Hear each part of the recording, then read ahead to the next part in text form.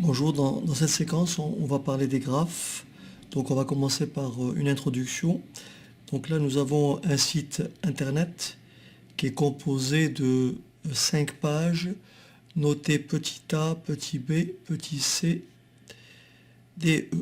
Alors les pages sont reliées de la façon suivante. De la page B, on peut rester dans cette page. On peut aller à la page C ou la page D par exemple. La page D ne mène nulle part. Donc nous avons un graphe associé à cette situation. Donc là on voit très bien que de la page A on peut aller à la page B. De la page B on peut rester dans la page B. De la page B on peut aller vers la page C. On peut faire un aller-retour C, E, puis EC. Et on peut aller de E à D, etc. On peut aller de B à D. Mais de la page D, la page D ne mène nulle part. Et donc là, on va définir dans ce graphe-là, petit a, b, c, d, e. On va appeler ça des sommets. Et donc, nous avons ici la relation qui lie le sommet A et le sommet B. Donc, on va utiliser ce qu'on appelle un arc. Donc, nous avons l'arc qui va lier les deux sommets. Donc, entre B et C, entre B et D, nous avons aussi un arc. Ici, nous avons bien sûr un arc, mais comme on part de B, on retourne à B, on appelle ça une boucle. Et donc, on peut dresser ce qu'on appelle un tableau des données, donc avec tableau des prédécesseurs et des successeurs. Par exemple, on peut dire que le sommet, alors les prédécesseurs de A, il n'y en a pas. Donc, prédécesseur de A, aucun. Prédécesseur de B, c'est B lui-même, parce qu'il y a une boucle. Et bien sûr, le prédécesseur de B, c'est A. Prédécesseur de C, nous avons B. Et nous avons E. Le prédécesseur de... Ensuite, D. Prédécesseur de D, nous avons B, puisqu'il y a une flèche qui va de B à D. Et nous avons bien sûr E, puisqu'il y a une flèche qui va de E à D. Et on a aussi de la même façon les successeurs. Donc le successeur de A, c'est tout simplement B. Successeur de B, c'est B lui-même. C'est bien sûr C et c'est aussi D. Le successeur de C, c'est E. Successeur de D, il n'y en a pas. Successeur de E, c'est C. Donc voilà pour une première introduction. On a abordé rapidement lors de la précédente leçon, lorsqu'on a abordé tout ce qui est graphe, produit cartésien, etc. Donc rappelez-vous, ici je vais définir un ensemble grand S qui va être l'ensemble des sommets. Donc ici nous avons l'ensemble grand S qui va être l'ensemble des sommets, qui sera composé de A, B, C, D et E. Et rappelez-vous, on a parlé du produit cartésien S2. Qu'est-ce que c'est S2? C'est l'ensemble des couples. Donc c'est S croix S. C'est l'ensemble des couples formés de la façon suivante. Le premier élément, donc il y aura effectivement, comme il y a l'ensemble S comporte 5 éléments, donc il y aura 5 fois 5, il y aura 25 couples. Donc le produit cartésien de S par S, ou le produit cartésien S2, va être composé des couples A, donc AA, AB, et ainsi de suite, jusqu'à je sais pas, ED et EE. Donc voilà, ça c'est le produit cartésien. C'est le produit cartésien de S croix S. Et donc ici, on parle de graphe. Donc le graphe associé que je vais appeler grand G, est tout simplement formé de tous les couples. Alors tous les couples en relation. Donc ici, vous voyez très bien que le couple A est en relation avec B. Donc on aura le couple AB qui appartient au graphe. On aura le couple BB qui appartient au graphe, puisque B est en relation avec lui-même. On aura le couple BC, etc., etc.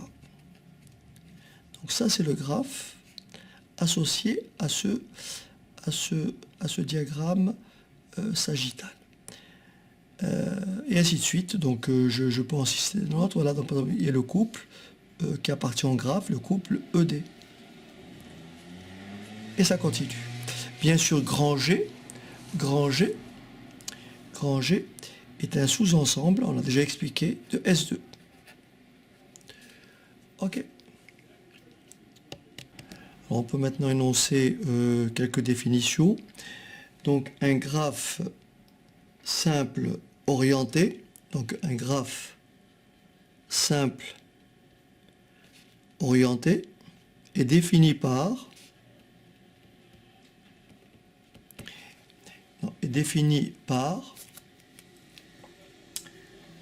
un ensemble grand S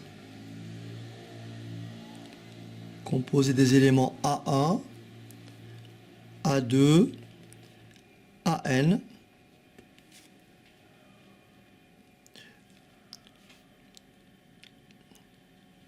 dont les éléments sont appelés sommets.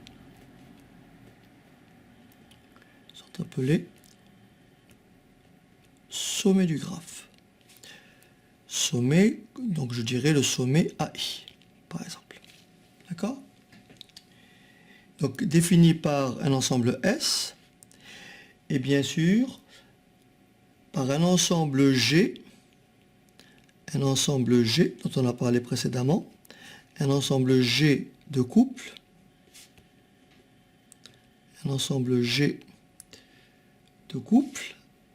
AI, AJ, d'éléments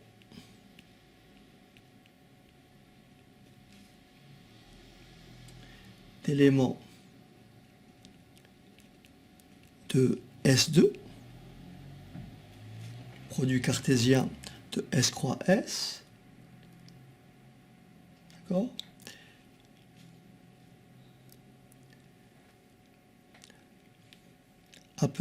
Ces éléments-là, on les appelle arcs. Autrement dit, quand j'ai le couple A et J, ça veut dire que il existe, donc là c'est le sommet I, là c'est le sommet J, et donc il existe une flèche orientée qui va de AI à J. D'accord? Donc, encore une fois, quand on dit l'ensemble des couples, bien sûr, pris dans S2. S2, donc si on a ici n sommets, ça nous fera donc ici n fois n couples.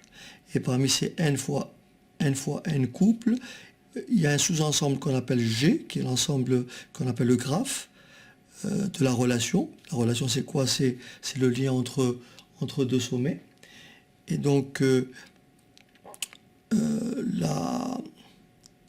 lien entre le sommet I, le sommet AI et le sommet AJ, et bien sûr, est effectué à l'aide de ce qu'on appelle un arc. Alors bien entendu, le sommet AI est appelé origine et le sommet AJ est appelé extrémité. Donc en revanche, si l'origine et l'extrémité sont confondues, donc si par exemple vous allez de AI vers AI, si on va de AI vers AI, autrement dit de A1 vers A1 ou de A2 vers A2, d'accord? Donc cet arc-là porte un nom de, c'est une boucle. Donc là, on a un arc, et là, c'est un arc particulier qui est une boucle. Par exemple, si vous avez trois sommets reliés ainsi, j'ai le sommet A, B et C. Si j'ai cette relation, ce lien, et si j'ai ce lien, cette flèche, donc ici j'ai une boucle, la boucle B. Donc là, si je regarde un peu le graphe le graphe de cette relation. Donc j'ai grand G qui est égal tout simplement AB, BB et BC.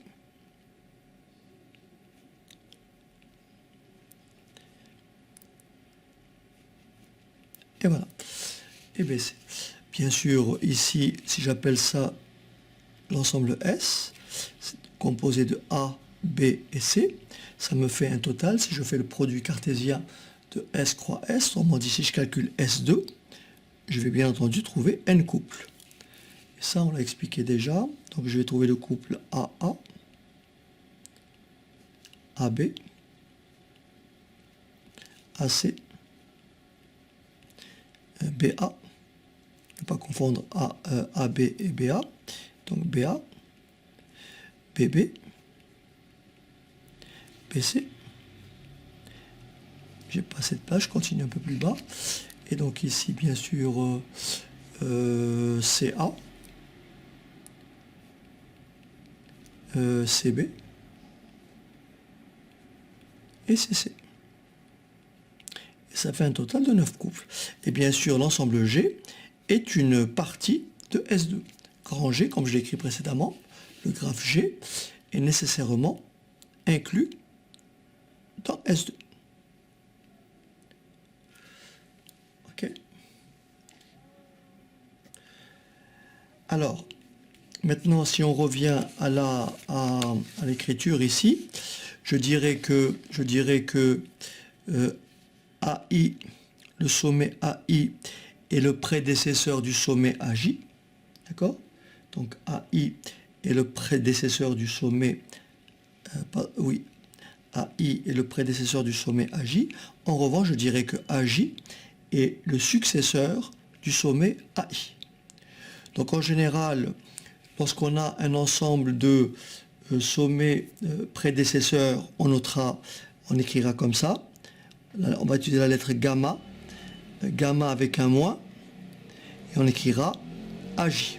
Ça veut dire l'ensemble des prédécesseurs du sommet AJ. Et si j'écris gamma avec un plus, et là j'écris par exemple AI, là ça veut dire l'ensemble des successeurs du sommet AI. Donc l'ensemble des prédécesseurs du sommet AJ, l'ensemble des successeurs du sommet AI. D'accord?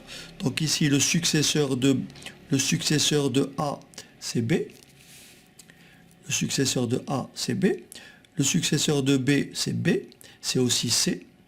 En revanche, je dirais que le prédécesseur de C c'est B, le prédécesseur de B c'est B aussi parce qu'il y a une boucle, le prédécesseur de A c'est B. Successeur, prédécesseur. Ok.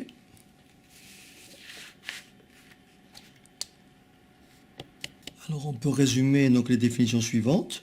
Une boucle est un arc. Une boucle est un arc dont les extrémités sont confondues. Dont les extrémités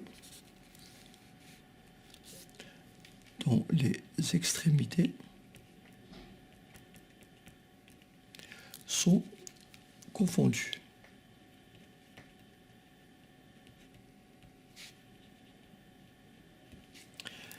On va définir maintenant un successeur. Donc alors on dira que AJ est un successeur.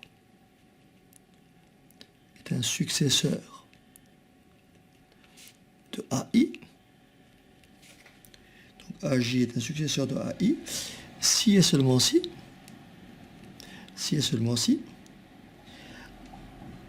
AI AJ est un arc du graphe.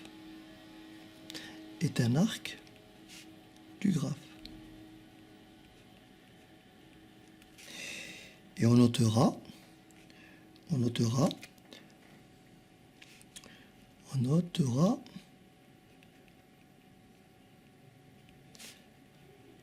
gamma plus de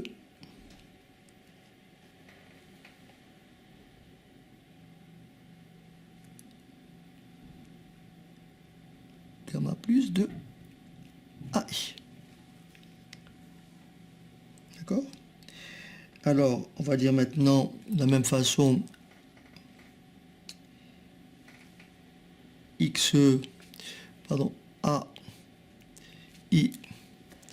est un successeur, est un prédécesseur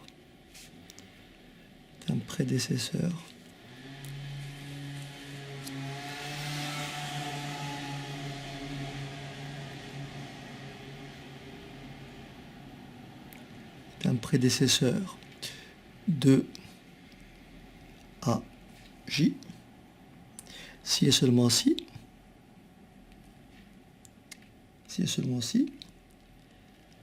AI AJ est un arc du graphe.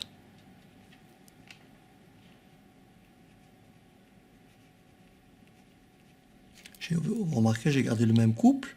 Donc ici, on parle du successeur, AJ est un successeur de AI.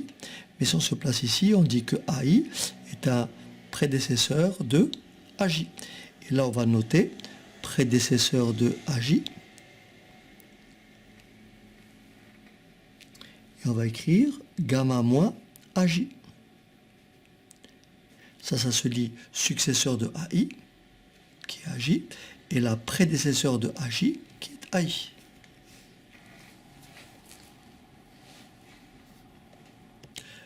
Bien entendu, ici, gamma plus de AI, c'est l'ensemble, parce que AI, bien sûr, peut avoir plusieurs successeurs. Donc c'est l'ensemble des successeurs de AI.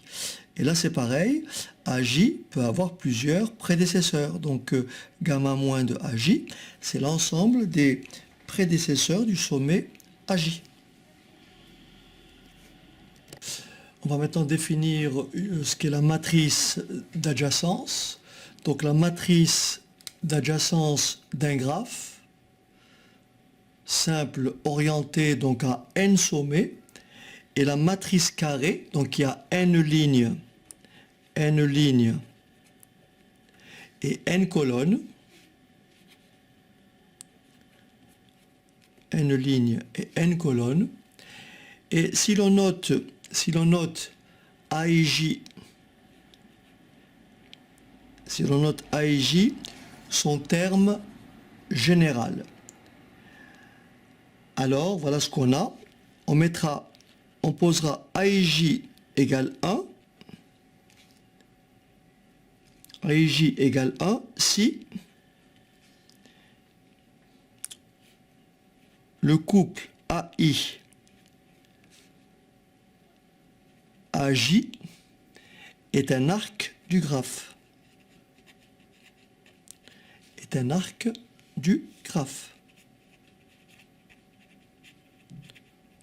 Et bien sûr, on mettra AIJ égale 0 dans le cas contraire.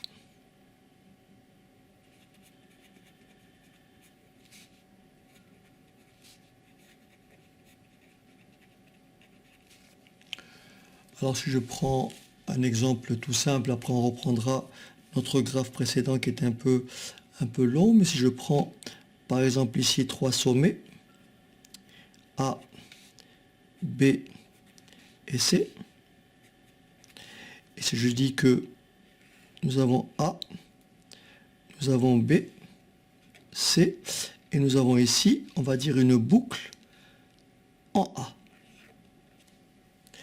Et donc la matrice d'adjacence de ce graphe,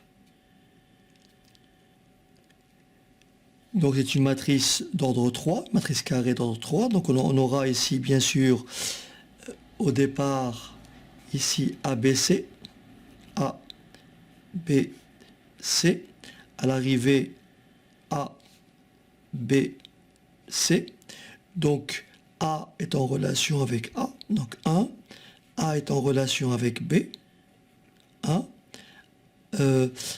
A n'est pas en relation avec C, 0. B est en relation avec A, non, 0. B est en relation avec B, non. B est en relation avec C, oui. Ensuite, pour C, C est en relation, il n'y a aucune flèche orientée qui va de C ni vers A ni vers B. Voilà la matrice d'adjacence de ce graphe. Donc on l'appelle matrice d'adjacence tout simplement parce que on ne s'intéresse qu'au sommet adjacent. Donc si vous regardez bien ici, cette matrice, donc lorsqu'on lit en ligne, d'accord, lorsqu'on lit en ligne, donc vers la droite, lorsqu'on lit comme ça, on lit donc les prédécesseurs de, pardon, les successeurs de A. Ben, successeur c'est A, successeur de A c'est B, successeur de A, le successeur de A, C n'est pas un successeur de A. Donc là, successeur de B, donc dans ce sens-là, on lit successeur. Le successeur de B, c'est tout simplement C. En revanche, en colonne, on lit les prédécesseurs. Le prédécesseur de A, ben, c'est A lui-même, mais le prédécesseur de A, c'est ni B ni C. Le prédécesseur de B, c'est A. Rien d'autre. Le prédécesseur de C, oui, en colonne, c'est B. Ok, donc en lisant en ligne, c'est le successeur, et en colonne, c'est le prédécesseur. Donc origine, arrivée. Donc si je reprends mon exemple précédent, donc mon graphe précédent, je lis clairement ma matrice d'adjacence. Donc je vois que le successeur de A, c'est B, et donc il n'y a que des zéros partout. Le successeur de B, bien sûr, c'est B lui-même, donc il y a un 1, c'est C, et c'est aussi D. Donc 1, 1, 1. Et le B, E n'est pas un successeur de B, donc c'est un 0 à B. Je prends C, le successeur de C, ben c'est E. Oui. Successeur de C, c'est E. Le successeur de D, D, il n'y en a aucun. D n'a pas de successeur. Successeur de E, c'est C et D. C et D. Donc ça, c'est ce qu'on appelle la matrice d'adjacence que l'on reproduit comme ceci. Voilà. Donc ça, c'est la matrice d'adjacence du graphe. Alors maintenant, on va définir ce qu'est un chemin, un circuit et un chemin hamiltonien. Alors, un chemin est une liste finie et ordonnée de sommets dont chacun des sommets, sauf le dernier, a le sommet suivant comme successeur. Par exemple, ici, si je prends ce graphe-là, A, B, B est un chemin. A, B, C est un chemin. A, B, C, E est un chemin. Bien entendu, dans un chemin, on peut répéter un sommet. On peut faire A, B, C, E, C. C'est un autre chemin. Donc on répète, un chemin est une suite ordonnée de sommets dont chacun, sauf le premier, a le sommet suivant comme successeur. Maintenant, un circuit. Donc un circuit, c'est avant tout un chemin. Mais la particularité du circuit, c'est que le sommet de départ et le sommet d'arrivée est le même. Donc un circuit est un chemin dont le premier et le dernier sommet sont identiques. Par exemple, CEC est un circuit. Alors est-ce que j'ai un autre circuit? Ben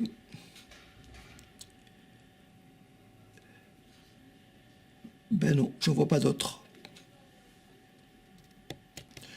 J'aurais pu avoir un circuit si bien sûr mon arc ici est orienté vers B. Si B avait été un successeur de D, auquel cas j'aurais eu B, C, E, D, B. Et là, j'aurais eu un circuit, parce que je démarre à B et je finis à B. Ici, C, E, C est un circuit. Alors, on finit avec un chemin hamiltonien, est un chemin qui passe une fois et une seule par chaque sommet du graphe. Donc ici, on peut avoir ce qu'on appelle ici un chemin hamiltonien en faisant A, B, C, E, D. A, B, C, E, D est un chemin hamiltonien, puisqu'on parcourt tous les sommets une seule fois. Maintenant, on va définir la longueur d'un chemin. Donc la longueur d'un chemin est le nombre d'arcs qui constituent le chemin. Par exemple, si vous avez un chemin qui est composé de P sommets, eh bien, sa longueur vaut tout simplement P-1. Par exemple, si je prends le chemin A, B, C, eh bien, la longueur de ce chemin, c'est 2. Parce que A, B, C, ça fait 3 sommets. C'est le nombre d'arcs. 1, 2.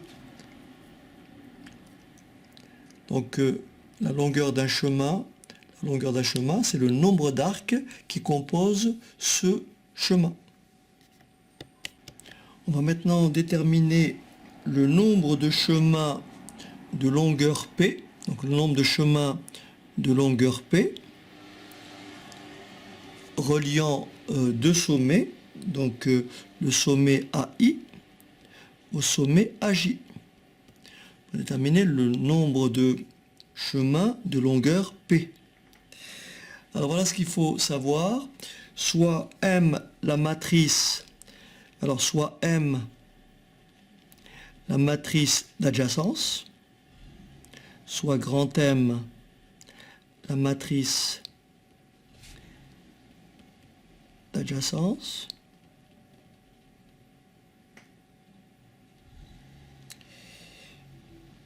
d'un graphe,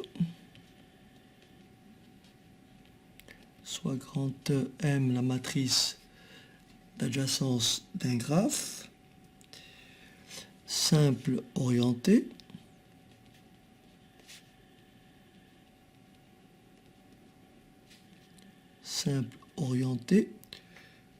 comportant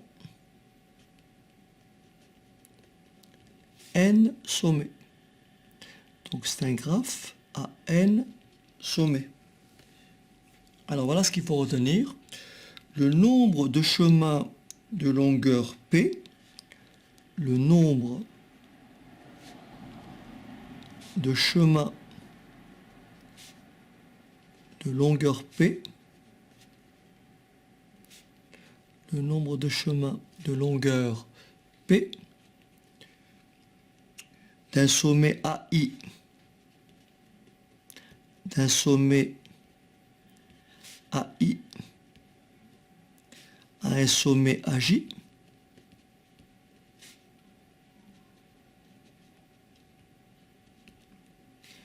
et le nombre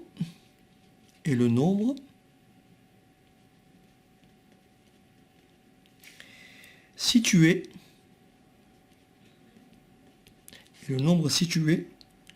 sur la IM ligne, et la JM colonne,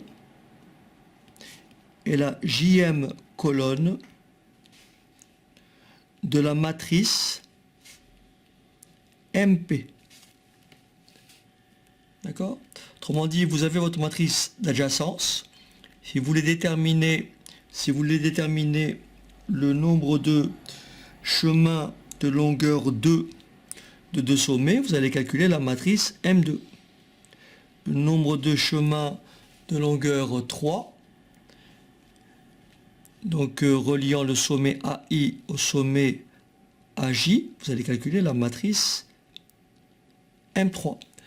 Alors, pour effectuer le produit matriciel, d'accord, le produit matriciel s'effectue selon le schéma ligne-colonne. je vous renvoie à une vidéo où j'ai fait du calcul matriciel. Donc je vous renvoie une vidéo pour vous montrer comment on multiplie deux matrices entre elles. D'accord? Bien entendu, ici, dans l'exemple qu'on va traiter, on va utiliser notre calculatrice pour directement générer soit M2, soit M3, soit M4. Et puis voilà. Admettons que M3 soit égal à, je ne sais pas moi, 2, 1, 0, 3, 2, 1, 0, 0, 1. D'accord? Ce qui veut dire que ça, c'est le sommet A1, A2, A3, A1. Donc ici, là, je lis, il y a donc deux chemins de longueur 3 qui relient le sommet A2 au sommet A2. Il y a trois chemins de longueur 3 qui relient le sommet A2 au sommet A1. Il y a zéro chemin de longueur 3 qui relie le sommet A3 au sommet A1. Voilà. Et donc ceci a été obtenu en faisant m fois m fois m de nouveau, m au cube. Alors bien sûr, après, on peut aussi traiter lorsque vous faites votre produit matriciel, vous pouvez effectivement après travailler avec ce qu'on appelle les matrices booléennes. Et on verra dans ce cas-là, voilà ce qu'on va dire dans le cas du nombre de chemins. Donc si vous travaillez avec une matrice booléenne, donc, alors on va dire ceci, soit M, la matrice donc d'adjacence comportant n sommets. Alors on va dire ceci, il existe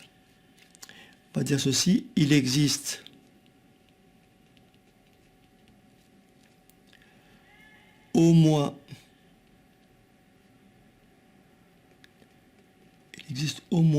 un chemin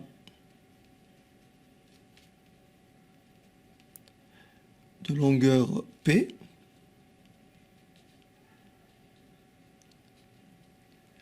d'un sommet AI à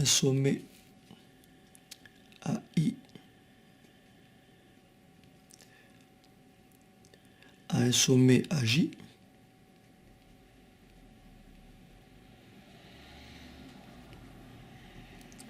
si et seulement si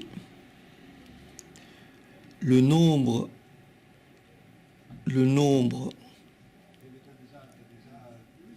alors je l'écris comme ça, situé à la IM ligne et à la JM colonne, c'est-à-dire le nombre AIJ, est tout simplement de la matrice, le nombre AIJ de la matrice MP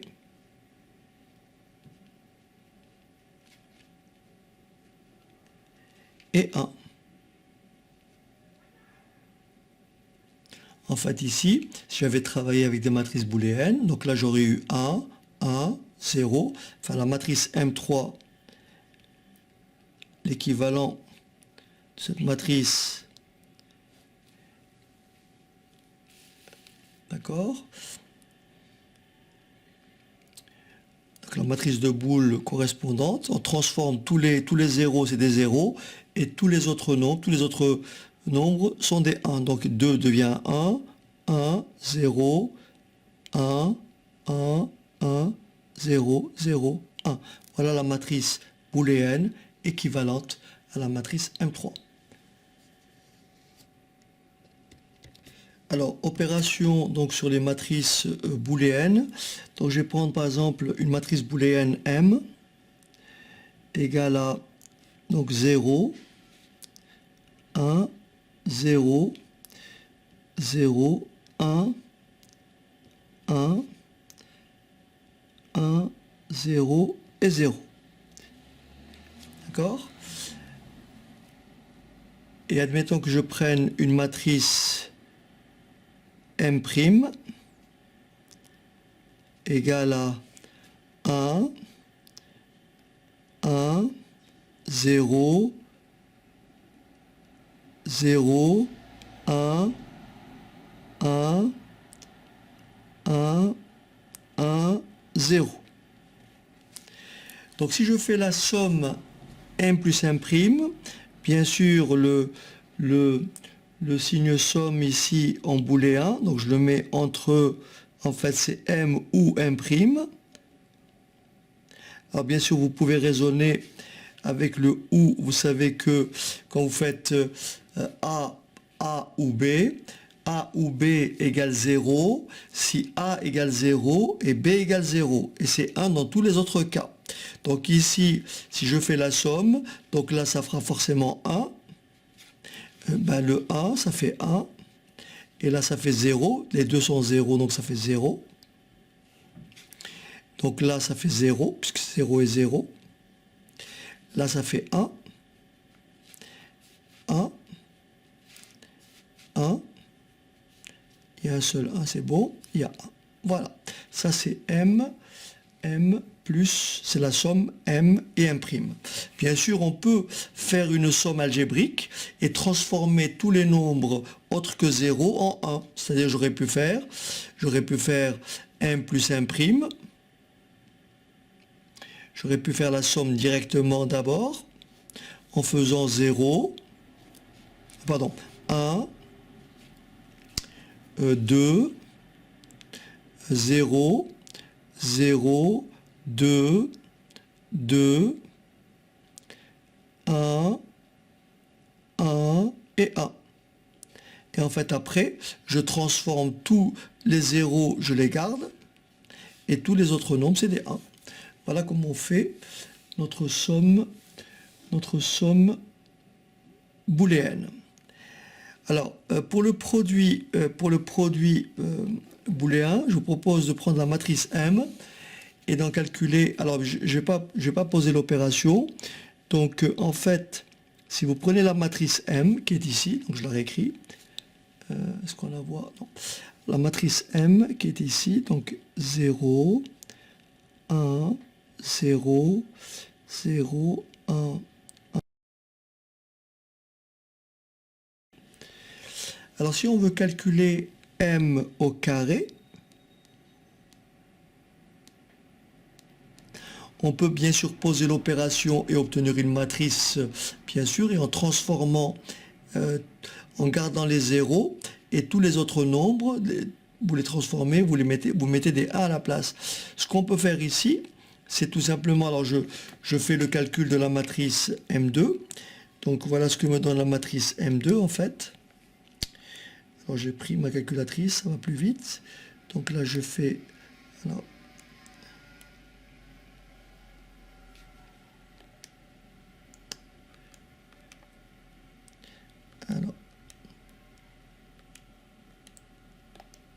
Voilà, donc je fais M à M2. Et voilà ce que ça me donne. Si je fais le calcul, ça me donne tout simplement la matrice booléenne suivante. 0, 1, 1, 1, 1, 1, 0, 1, 0. Si je fais M3, donc je fais M3,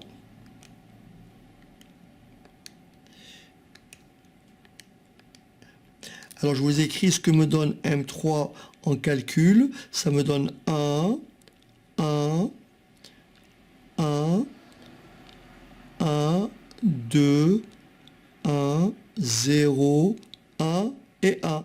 Et bien, la matrice booléenne, c'est simplement transformer ce 2-là qui devient 1. Donc M3, la matrice booléenne de M3, c'est cette matrice-là. Alors après, on peut faire M4, etc. Donc tout ça, je l'ai fait à la calculatrice. Donc, en résumé, la somme booléenne se note M plus M'. le produit booléen se note M croix multiplié 1'. La puissance booléenne d'exposant P de la matrice M. Alors la puissance booléenne, alors je vais l'écrire, la puissance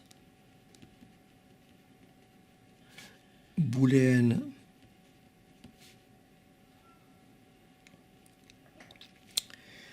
d'exposant P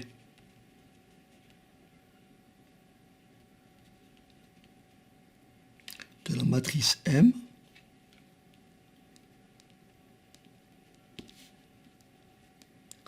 se note M et je mets P entre crochets, d'accord? C'est la matrice booléenne et qui était tout simplement qui est égal à quoi? M croix M croix etc. croix M. Et là bien sûr ici avec P facteur, P matrice, ok, P matrice. Alors voilà ce qu'on va retenir. Si on a soit M la matrice d'adjacence d'un graphe ayant n sommets, donc ayant un sommet A1, A2, AN, et soit MP, donc la matrice de terme général que j'écrirai à IJ,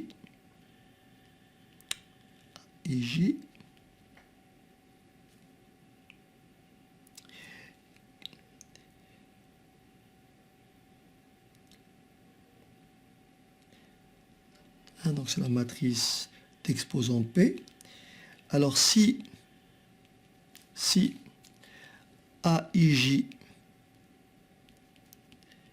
est différent de 0, alors c'est ce qu'on disait tout à l'heure, alors il existe au moins un chemin de longueur P, longueur P, reliant le sommet AI au sommet AJ.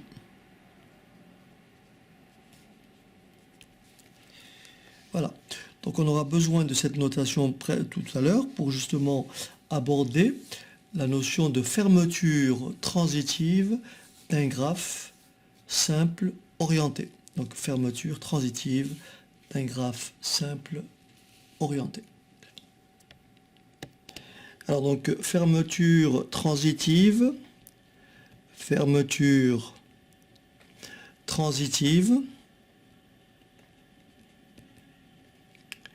d'un graphe simple orienté.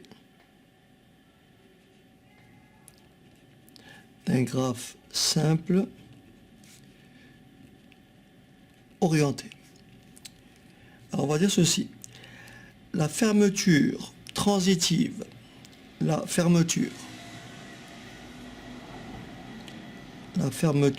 transitive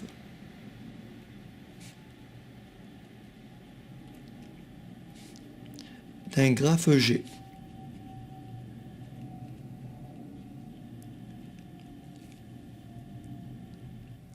est notée,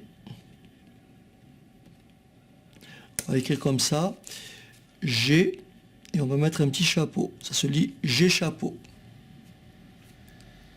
D'accord? Donc la fermeture transitive d'un graphe G est notée G chapeau, et bien sûr c'est quoi? C'est le graphe obtenu de la façon suivante. Obtenu comment? En conservant les sommets, en conservant les sommets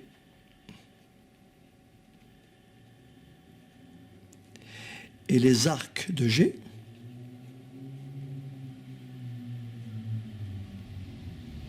D'accord? Et en ajoutant,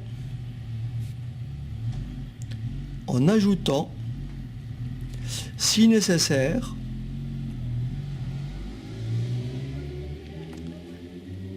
les arcs X, Y, en ajoutant si nécessaire les arcs pour lesquels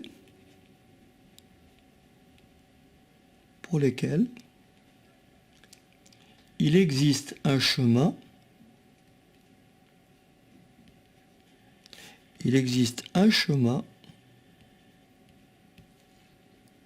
de X à Y dans le graphe initial.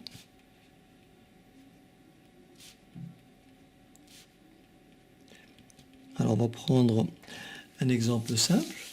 Admettons que je prenne un graphe où il y a le sommet donc A, B, C et D.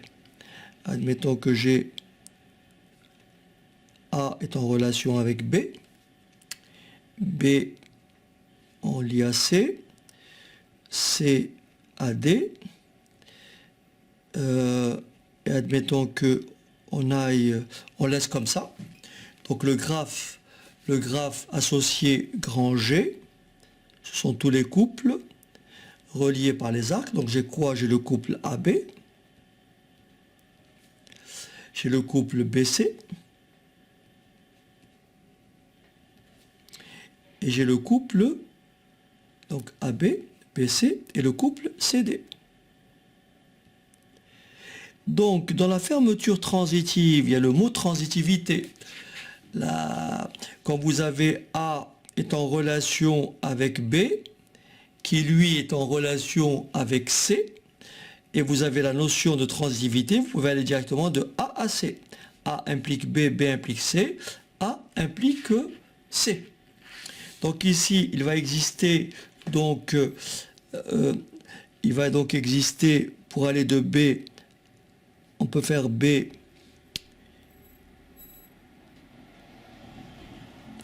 on peut aller de A à B à C, on peut aller directement de A à C.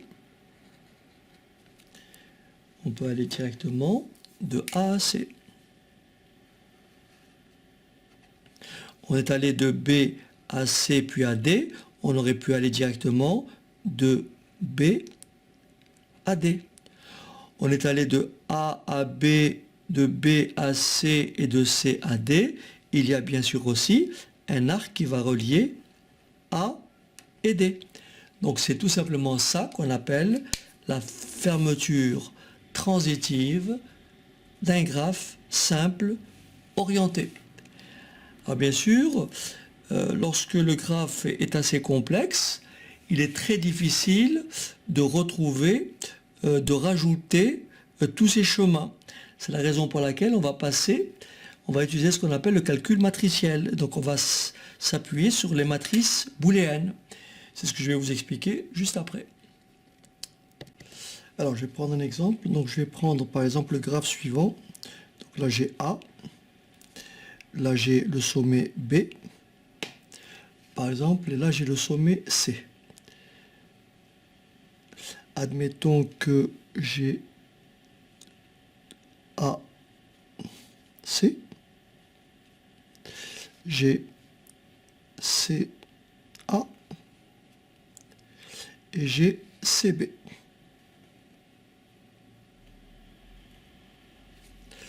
D'accord? On va donc essayer de déterminer la fermeture transitive de ce graphe. Donc là, vous avez compris que je peux aller, si je le fais manuellement, je peux aller de A à C, puis de C à B. Donc je peux relier A à B. D'accord? Je peux aller de A à C, puis de C à A, j'ai donc une boucle ici. Je peux aller de C à A, puis de A à C, j'ai une boucle ici. Et donc là, j'ai réalisé la fermeture transitive de ce graphe. Et maintenant, je vais vous montrer comment on fait pour déterminer cette fermeture transitive à l'aide du calcul, donc à l'aide de la somme de matrices booléennes. Je vais vous montrer. Alors, je vais commencer par déterminer le graphe de la matrice de départ. Je vais prendre une autre feuille.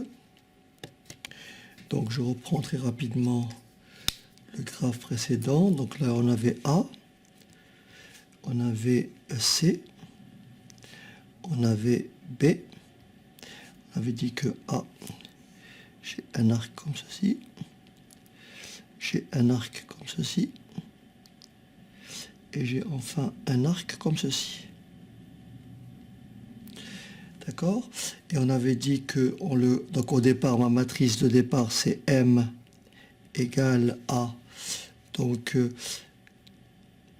0, 0, puisque A n'est pas en relation avec B, 0, et puis 1, puisque A, il y a un arc qui va de A à C. Ensuite, pour B, B ne va nulle part. Donc 0, 0, 0. Il n'y a aucun arc qui part de B. Ensuite, de C, il y a un arc qui part de C pour aller à A. Donc ici, attention, là c'est dans ce sens, et là c'est dans l'autre sens. D'accord. Voilà. Donc là, il y a un arc qui part de C pour aller à A. Il y a un arc qui part de C pour aller à B. Et puis de C, il n'y a pas de boucle. Donc c'est 0. Donc voilà ma matrice donc la matrice de ce graphe. Donc la fermeture transitive du graphe, la matrice associée, on avait dit que par transitivité, puisque A est en relation A, C, A, donc là il y a une boucle. C, A, C, donc là il y a une boucle. A, C, B, on peut faire directement AB. Donc là, il y a un arc. Donc la matrice associée, je l'écris plus bas. Donc ça serait la matrice donc, de fermeture transitive de ce graphe. M chapeau, on va l'appeler M chapeau. C'est tout simplement quelle matrice? Donc A, il y a une boucle. A est en relation avec B, il y a un 1. A est en relation avec C, il y a un 1. Ensuite, on passe à B. B, il n'y a aucun arc qui part de B, donc ni vers A, ni vers B lui-même, ni vers C. Ensuite, pour C, il y a un arc qui part vers A, il y a un arc qui va vers B, et enfin, il y a une boucle sur C. Voilà M chapeau. Je vais vous montrer maintenant comment, par le calcul, on peut obtenir M chapeau en partant de la matrice M qui est ici. Ok? Pour ça, je vais d'abord énoncer une propriété. Alors voilà ce que dit la propriété, je l'écris. On va donc énoncer cette propriété, soit M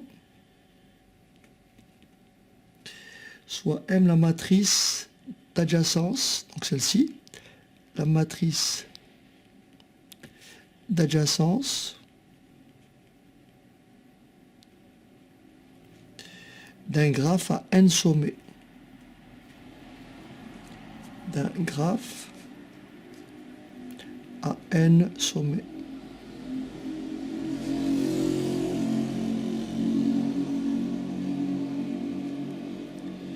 Et soit M chapeau,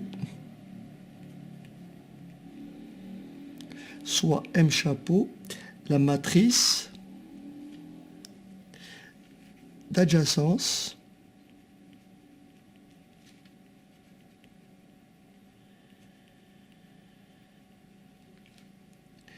de la fermeture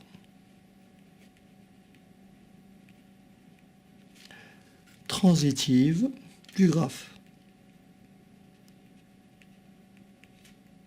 Transitive du graphe. Alors,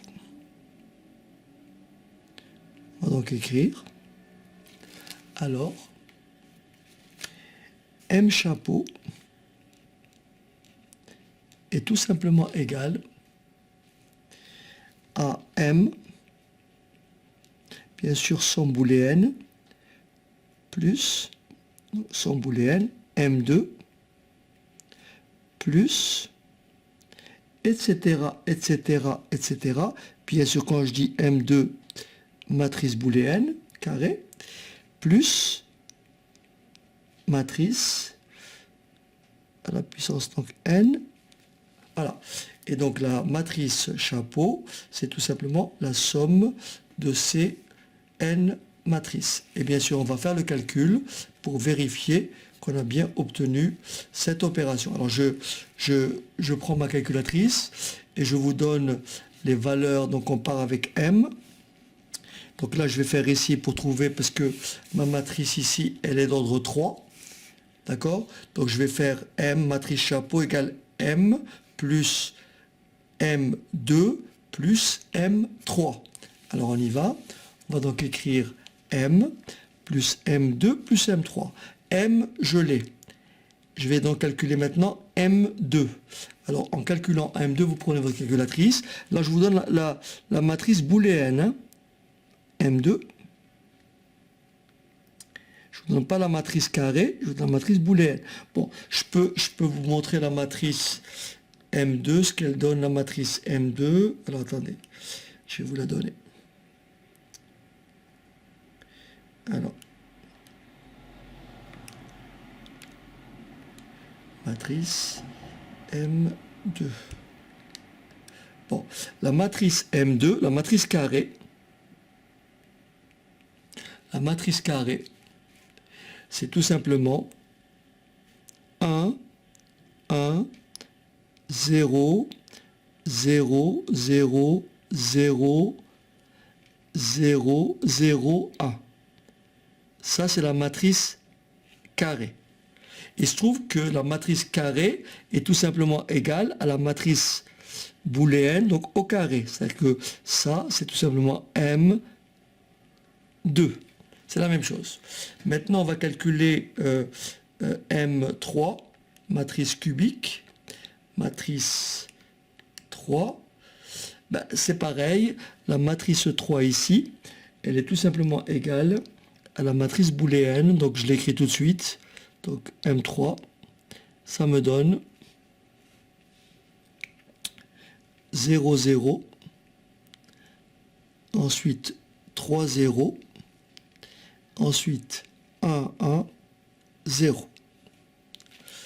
Et maintenant, pour trouver M chapeau, on va faire donc M chapeau égale M, d'accord, M, somme booléenne, M2,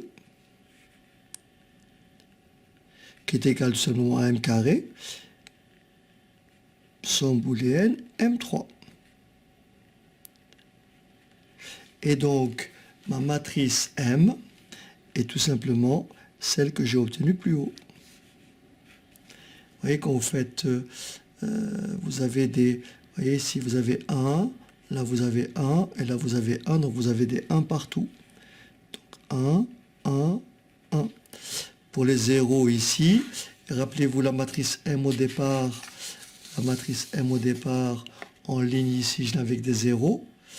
Donc en fait, j'aurais pu la réécrire ici. Hein. La matrice M, je la recopie.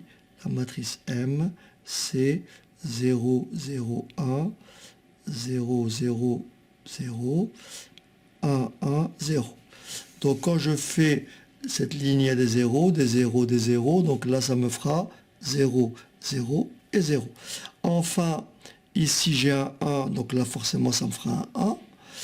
Ici, j'ai un 1. Donc là, forcément, ça me fera un 1. Et là, j'ai un 1. Donc ça me fait un 1. et j'obtiens bien, et c'est exactement ce que j'ai obtenu plus haut, ici. Voilà, ce qui vous donne bien le graphe, où vous avez donc comme je l'ai expliqué, de A à B, pardon, de A à A, la boucle, de A à B, de A à C, aucun arc depuis B, donc il n'y a rien, donc c'est des zéros. Et puis depuis C, vous avez une boucle pour C, vous avez un arc de C à B, et vous avez un arc de C à A. Voilà. Donc ça a été un peu long, mais bon, c'est...